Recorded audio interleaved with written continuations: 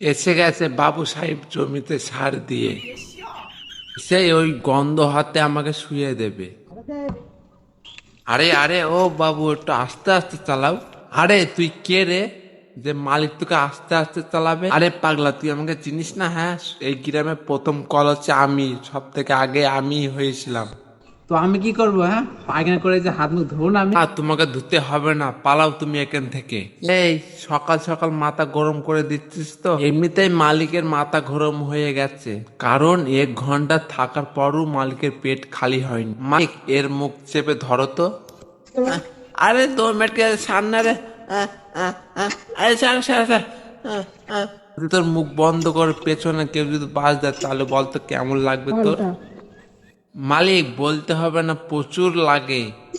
একটু আস্তে আস্তে না পাও, যদি হ্যান্ডেল যদি তোমার সেই জায়গায় লাগে না তাহলে তোমার বংশ বৃদ্ধি হবে না।